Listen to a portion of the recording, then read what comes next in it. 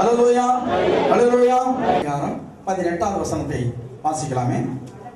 பின்பு தேவனாகிய கர்த்தர் மனுஷன் தனிமையாய் இருப்பது நல்லது அல்ல. எப்படிங்க என் தலையில கட்டி வச்சாங்க பாரு அப்படின்னு அந்த சகோதரன் நினைச்சு வாழ்நாள் கூட கண்ணீர் விடக்கூடாது சகோதரி. அல்லேலூயா.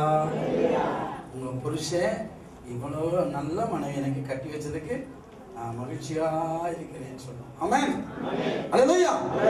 மனைவியை கண்டடைகிறவன் எப்படிங்க நலமானதை கண்டடைகிறான். நல்லலையா சொல்லுங்க.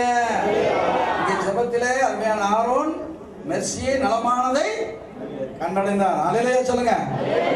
6 மாசம் கழிச்சு அவர் சொல்லணும். ஆமென். அது தோல் வாயாடுக்காண்டி தொடுத்து நிக்குது. மண்ணு வாயாண்டா எப்போ புட்டு தொடுத்துருக்கு இல்லையா? இவளை எதுக்குடா எனக்கு கட்டி வச்சாங்க? காலையிலையும் பேசுறா, நைட்டும் பேசுறா, பேசிட்டே இருக்கிறா.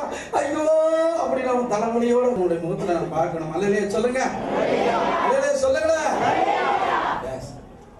மெர்சி அந்த மகிழ்ச்சி தந்து கொண்டிருப்பார். இந்த ஆரோன் என்னென்று மகிழ்ச்சியா இருப்பார். ஆமென்.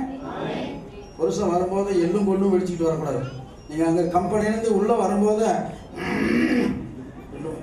நிறைய டைம் டியூட்டிக்கு போயிட்டு வரும்போது அல்லேலூயா அல்லேலூயா. தேவனாகிய கர்த்தர் இந்த நாளிலும் இந்த பரிசுத்த திருமண ஆராதனை தேவன் ஆசீர்வதித்து இந்த வார்த்தையை அபிஷேகம் தந்திருக்கிறார். நாம் ஜெபம் பண்ணுவோம். கண்களை மூடி ஜெபிப்போம். இந்த ஜெபத்தினை நமத்தில் இருக்கிற அருமையான போதகர் பிலிப் அவர்களை நான் ஜெபிக்கும்படி கேட்டுக்கொள்கிறேன்.